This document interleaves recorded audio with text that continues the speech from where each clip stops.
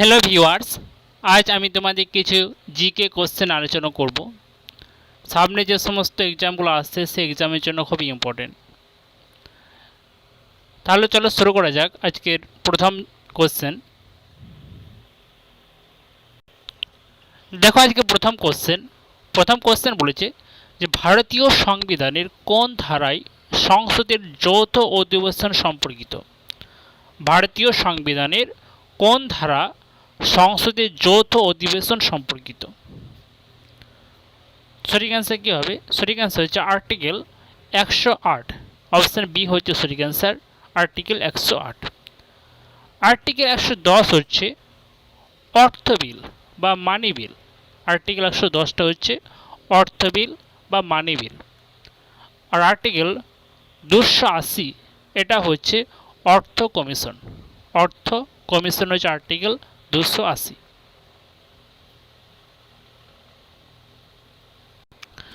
Next question দেখো, বলেছে সালাল প্রকল্পটি কোন রাজ্যে অবস্থিত? সালাল প্রকল্পটি কোন রাজ্যে অবস্থিত? খুবই ইম্পর্টেন্ট কোশ্চেন এটা। মহারাষ্ট্র, বিহার, গুজরাট ও জম্মু কাশ্মীর। তো সালাল প্রকল্পটি এটি অবস্থিত হচ্ছে জম্মু কাশ্মীর। অপশান ডি হচ্ছে সঠিক answer, Jammu Kashmir.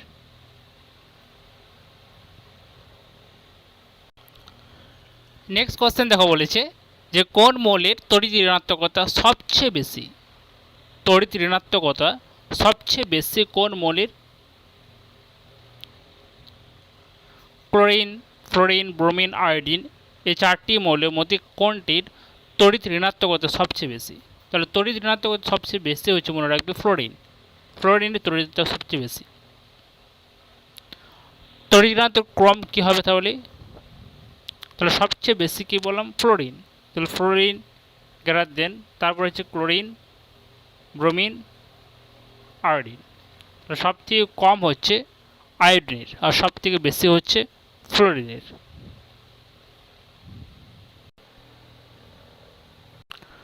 Next question দেখো, খুবই ইম্পর্টেন্ট কোশ্চেন একটা, যে সতীশ ধাওয়ান স্পেস সেন্টার কোথায় অবস্থিত? সতীশ ধাওয়ান স্পেস সেন্টার এটি কোথায় অবস্থিত? আমরা সকলেই জানি এই অ্যান্সারটা, যে সতীশ ধাওয়ান স্পেস সেন্টার এটি অবস্থিত হচ্ছে কোথায়? শ্রীহরিকোটা। অপশান বি হচ্ছে সঠিক অ্যান্সার, শ্রীহরিকোটা।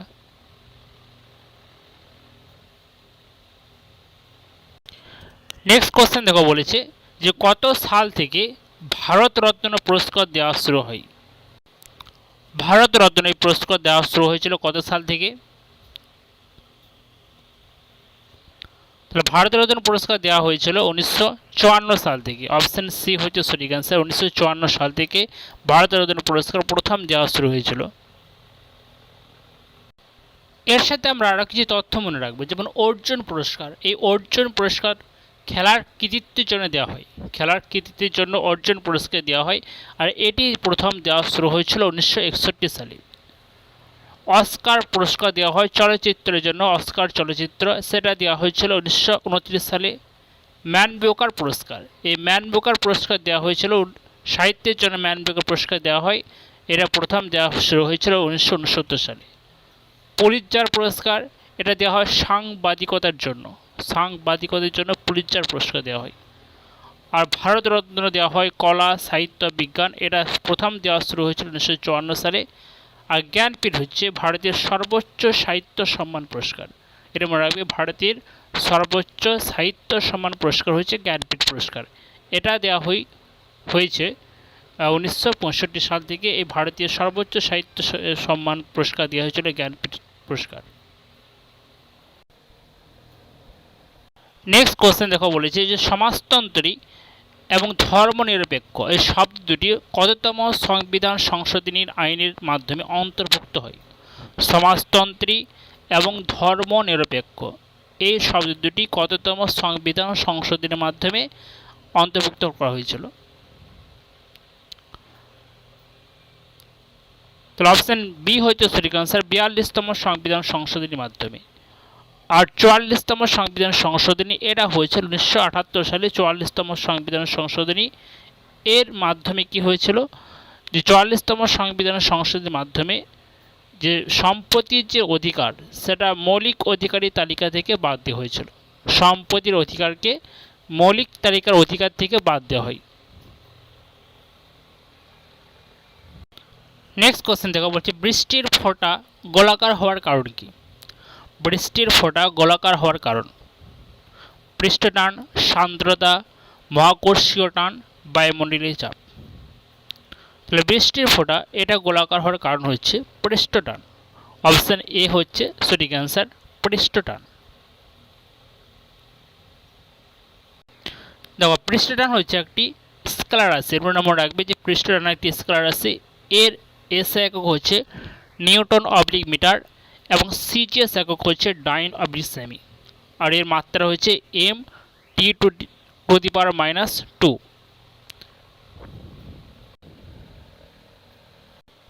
নেক্সট কোশ্চেন দেখো, বলেছে মানুষের হাত কোন শ্রেণীর লিভার? মানুষের হাত কোন শ্রেণীর লিভার? তৃতীয় শ্রেণীর, প্রথম শ্রেণী, দ্বিতীয় শ্রেণীর, কোনোটি নয়। তাহলে মানুষের হাত এটা হচ্ছে তৃতীয় শ্রেণীর লিভার। অপশন এ হচ্ছে সঠিক অ্যান্সার, তৃতীয় শ্রেণীর লিভার। এর সাথে আমরা আরও কিছু মনে রাখবো, যেমন প্রথম শ্রেণীর লিভার উদাহরণ কোনগুলো হবে? প্রথম শ্রেণীর লিভার হচ্ছে নলকূপের হাতল, কাঁচি, সারাশি, পেরেক তোলা হাতুড়ি, এগুলো সবই হচ্ছে প্রথম শ্রেণীর লিভার। আর দ্বিতীয় শ্রেণীর লিভার কোনগুলো? যেমন এক চাকার হাত গাড়ি, ছিপি কলার চাবি, এগুলো সবই হচ্ছে দ্বিতীয় শ্রেণীর লিভার। আর তৃতীয় শ্রেণী হলো মানুষের বাহু, চিমটা, মাল তোলার ক্রেন, এগুলো সবই হচ্ছে তৃতীয় শ্রেণীর লিভার। এগুলো মনে রাখবে একটু। মাছ ধরা ছিপি।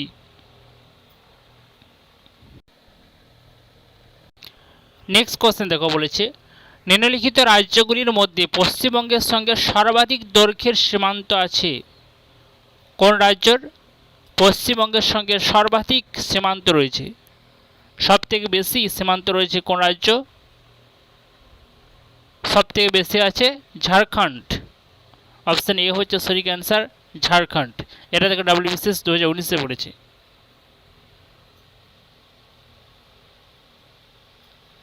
এর সাথে আরও মনে রাখবে যে 5টি রাজ্য যে পশ্চিমবঙ্গের সীমানাকে স্পর্শ করেছে, 5টি রাজ্য ঝাড়খণ্ড, বিহার, সিকিম, উড়িষ্যা, আসাম, এই 5টি রাজ্য যে পশ্চিমবঙ্গের সীমান্ত স্পর্শ করেছে। এর মধ্যে ঝাড়খণ্ড সব থেকে বেশি হচ্ছে ঝাড়খণ্ড এবং সবচেয়ে কম হচ্ছে সিকিম। আর আন্তর্জাতিক সীমানা রয়েছে 3টি দেশের মধ্যে, একটা হচ্ছে বাংলাদেশ, নেপাল আর ভুটান। এর মধ্যে বাংলাদেশের সঙ্গে সবচেয়ে বেশি আর নেপালের সাথে সবচেয়ে কম। তাহলে 5টি রাজ্য আর 3টি আন্তর্জাতিক সীমানা, 3টি দেশ।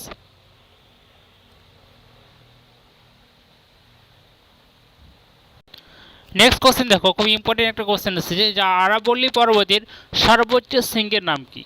আরাবল্লী পর্বত এর সর্বোচ্চ শৃঙ্গ কোনটি? মহেন্দ্রগিরি, অমরকণ্টক, ধূপগড়, গুরুশিখর।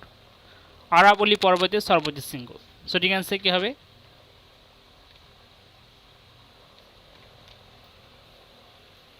সঠিক অ্যান্সার হচ্ছে আরাবল্লী পর্বতের সর্বোচ্চ শৃঙ্গ হচ্ছে গুরুশিখর। অপশন ডি হচ্ছে সঠিক অ্যান্সার, গুরুশিখর। এর সাথে আরও কিছু তথ্যগুলো মনে রাখবে, যেমন ধূপগড়। ধূপগড় কার সর্বোচ্চ শৃঙ্গ? ধূপগড় হচ্ছে সাতপুরা। সাতপুরা পর্বতের সর্বোচ্চ শৃঙ্গ হচ্ছে ধূপগড়, সাতপুরা।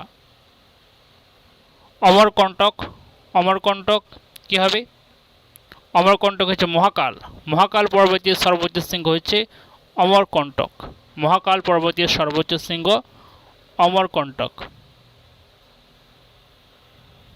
মনে রাখবে যে নীলগিরি পর্বতের সর্বোচ্চ শৃঙ্গ হচ্ছে কি? নীলগিরি পর্বতের সর্বোচ্চ শৃঙ্গ হচ্ছে দোদাবেতা। নীলগিরির সর্বোচ্চ শৃঙ্গ দোদাবেতা। আর আন্নামালাই পর্বত এর সর্বোচ্চ শৃঙ্গ হচ্ছে আনাইমুদি। এটা হচ্ছে দক্ষিণ ভারতে, মানে দক্ষিণ রাজ্যের সর্বোচ্চ শৃঙ্গ। দক্ষিণ রাজ্যের সর্বোচ্চ শৃঙ্গ হচ্ছে আনাইমুদি। এটা আন্নামালাই পর্বতের সর্বোচ্চ শৃঙ্গ, এটা মনে রাখবে।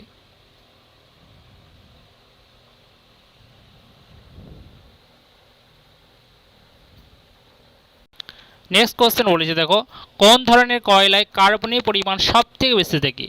কার্বনের পরিমাণটা সব থেকে বেশি থাকে। তাহলে কার্বনের পরিমাণের ভিত্তির উপর নির্ভর করে কয়লাকে 4 ভাগে ভাগ করা হয়। একটা হচ্ছে অ্যান্থ্রাসাইট, বিটুমিনাস, লিগনাইট এবং পিট, এর মধ্যে অ্যান্থ্রাসাইট কয়লার কার্বনের পরিমাণটা সবথেকে বেশি থেকে 85 থেকে প্রায় 95%। অ্যান্থ্রাসাইট কয়লায় কার্বনের পরিমাণটা সবথেকে বেশি থেকে। এরপর থাকে বিটুমিনাস, বিটুমিনাস থেকে কত 50 থেকে 85%। তাহলে সবথেকে বেশি হয় অ্যান্থ্রাসাইট। ভারতের বৃহত্তম কয়লা খনি কোথায় অবস্থিত? ভারতের বৃহত্তম কয়লা খনি, ভারতের বৃহত্তম কয়লা খনি হচ্ছে ঝরিয়া। ভারতের বৃহত্তম কয়লা খনি হচ্ছে ঝরিয়া, এটি অবস্থিত হচ্ছে ঝাড়খণ্ডে, মনে রাখবে। ভারতের বৃহত্তম কয়লা খনি হচ্ছে ঝরিয়া, এটি অবস্থিত হচ্ছে ঝাড়খণ্ডে। নেক্সট কোশ্চেন দেখো, বলেছে পঞ্চম শিখ গুরু অর্জুনকে কে হত্যা করেছিলেন? খুবই ইম্পর্টেন্ট কোশ্চেন। পঞ্চম শিখ গুরু ছিলেন গুরু অর্জুন, তাকে কে হত্যা করেছিলেন? তাহলে অপশন এ হচ্ছে সঠিক অ্যান্সার, জাহাঙ্গীর। জাহাঙ্গীর। এবার দেখো কিছু নোটস মনে রেখো, যেমন সম্রাট জাহাঙ্গীর এর প্রকৃত নাম ছিল সেলিম নূর উদ্দিন মোহাম্মদ। সম্রাট জাহাঙ্গীরের প্রকৃত নাম ছিল সেলিম নূর উদ্দিন মোহাম্মদ। তার আমলে বিখ্যাত একজন চিত্রকর ছিলেন, মনে রাখবে, তার আমলে বিখ্যাত চিত্রকর মনসুর বিখ্যাত চিত্রকর ছিলেন জাহাঙ্গীরের আমলের মনসুর। উইলিয়াম হকিংস তার দরবারে এসেছিলেন। উইলিয়াম হকিংস সম্রাট জাহাঙ্গীরের দরবারে এসেছিলেন। আর এসেছিলেন কে? Sir Thomas rho. ভারতে এসেছিলেন স্যার টমাস রো 1615 সালে। সেই সময় জাহাঙ্গীরের আমলে তিনি এসেছিলেন। আর তার আমলে লাহোরের মতি মসজিদ নির্মিত হয়েছিল। তার আমলে লাহোরে মতি মসজিদ নির্মিত হয়েছিল। তবে এখানে সবথেকে মনে রাখবে যেটা মনসুর, যে জাহাঙ্গীরের আমলে একজন বিখ্যাত চিত্রকর ছিলেন মনসুর। আর একটা যেটা পরীক্ষা দিয়েছে উইলিয়াম হকিংস আর স্যার টমাস রো কার আমলে ভারতে এসেছিলেন, সেক্ষেত্রে অ্যান্সার হবে জাহাঙ্গীর। উইলিয়াম হকিংস আর sir Thomas Roe. Next question দেখো, একটা বলেছে জিরো আওয়ার কি? জিরো আওয়ার, এটাও ডাব্লিউবিসিএসে পড়েছে এবং ফোর্থ সাব ইন্সপেক্টর এটা আগে বসে পড়েছিল। জিরো আওয়ার কি? জিরো আওয়ার কাকে বলা হয়? জিরো আওয়ার হচ্ছে যখন সর্বাধিক গুরুত্বপূর্ণ বিষয়গুলি উপস্থাপিত করা হয়, সেটাকে বলা হচ্ছে জিরো আওয়ার। অপশান বি হচ্ছে সঠিক অ্যান্সার। অপশান বি হচ্ছে সঠিক অ্যান্সার।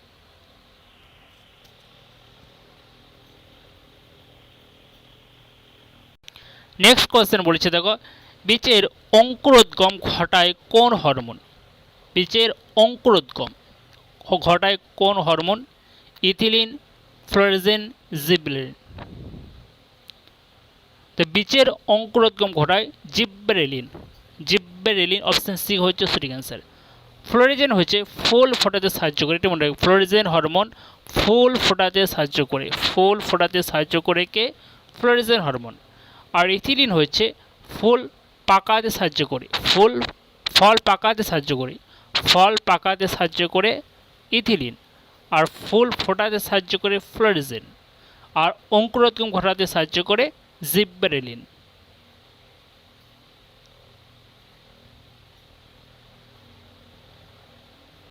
নেক্সট কোয়েশ্চেন দেখো, বলেছে ওলিয়াম। ওলিয়ামের রাসায়নিক নাম কি? ওলিয়াম। ওলিয়ামের রাসায়নিক নাম, ওলিয়ামের সংকেত কি হবে? ওলিয়ামের সংকেত হচ্ছে H2S2O7। সংকেতটা শুধু মনে রাখবে যে H2S2O7, এটা হচ্ছে ওলিয়ামের সংকেত। এই ওলিয়ামের রাসায়নিক নাম হচ্ছে পাইরোসালফিউরিক অ্যাসিড। পাইরোসালফিউরিক অ্যাসিড, এটা হচ্ছে ওলিয়াম বা ধূমায়মান সালফিউরিক অ্যাসিড বলা হয়। ধূমায়মান সালফিউরিক অ্যাসিড, তার সংকেত হচ্ছে H2S2O7।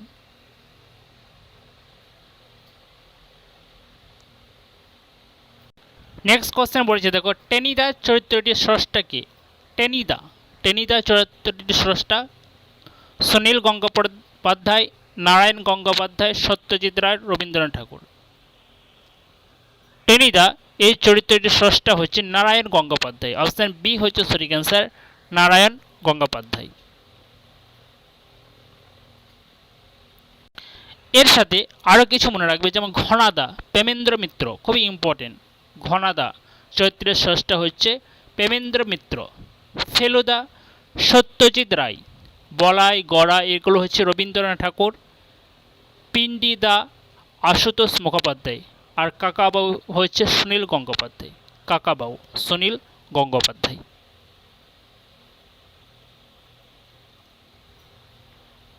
নেক্সট কোশ্চেন বলেছে দেখো, পারমাণবিক সংখ্যা বা পরমাণু ক্রমাঙ্ক কাকে বলা হয়? পারমাণবিক সংখ্যা বা পরমাণু ক্রমাঙ্ক। নিউটন সংখ্যা, প্রোটন সংখ্যা, ভর সংখ্যা, ইলেকট্রন সংখ্যা। তাহলে আমরা জানি যে পারমাণবিক সংখ্যা বা পরমাণু ক্রমাঙ্ক হচ্ছে পরমাণু কোন নিউক্লিয়াসের উপস্থিত প্রোটন সংখ্যাকে বলা হচ্ছে তার পারমাণবিক সংখ্যা বা পরমাণু ক্রমাঙ্ক। প্রোটন সংখ্যা কি? আর ভর সংখ্যাকে বলে, ভর সংখ্যা হচ্ছে নিউটন সংখ্যা আর প্রোটন সংখ্যার সমষ্টি। নিউটন সংখ্যা আর প্রোটন সংখ্যার সমষ্টি হচ্ছে ভর সংখ্যা। যেমন ও ভর সংখ্যা আছে দেখো 16 আর প্রোটন সংখ্যা হচ্ছে 8, অর্থাৎ এর পারমাণবিক সংখ্যা হচ্ছে 8, অর্থাৎ এর প্রোটন সংখ্যাটা কত হবে? 8 হবে। আর ভর সংখ্যা কত? ভর সংখ্যা হচ্ছে 16। তাহলে এখান থেকে যদি বলি নিউটন সংখ্যা কত হবে?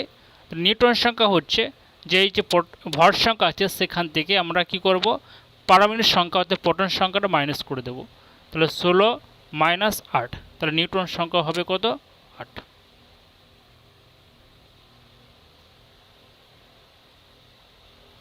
নেক্সট কোশ্চেন দেখো বলেছে, ভারতবর্ষে টাকার যোগান কারা নিয়ন্ত্রণ করে? ভারতবর্ষে টাকার যোগান এটা কারা নিয়ন্ত্রণ করে? ভারতের অর্থ কমিশন, ভারতীয় স্টেট ব্যাংক, ভারতীয় রিজার্ভ ব্যাংক, ওয়ার্ল্ড ব্যাংক। তাহলে ভারতবর্ষের যে টাকার যোগান এটা নিয়ন্ত্রণ করে থাকে আরবিআই, ভারতীয় রিজার্ভ ব্যাংক। অপশান সি হচ্ছে সঠিক অ্যান্সার, আরবিআই। আরবিআই প্রতিষ্ঠিত হয়েছিল 1935 সালের 1 এপ্রিল। আরবিআই প্রতিষ্ঠিত হয়েছিল 1935 সালের 1 এপ্রিল, কিন্তু এর জাতীয়করণ হয়েছিল কত? 1949 সালে। খুবই ইম্পর্টেন্ট, মনে রাখবে যে আরবিআই জাতীয়করণ হয়েছিল কত সালে? 1949 সালে। আর এটি প্রতিষ্ঠিত হয়েছিল 1935 সালে। আরবিআই এর প্রথম গভর্নর ছিলেন ওসবর্ন স্মিথ। আরবিআই এর প্রথম গভর্নর ওসবর্ন স্মিথ। কিন্তু প্রথম ভারতীয় গভর্নর ছিলেন আরবিআই এর সিডি দেশমুখ। প্রথম ভারতীয় গভর্নর ছিলেন আরবিআই এর সিডি দেশমুখ। আর প্রথম গভর্নর ছিলেন ওসবর্ন স্মিথ। আর আরবিআই বর্তমান গভর্নর হচ্ছেন শক্তিকান্ত দাস। শক্তিকান্ত দাস।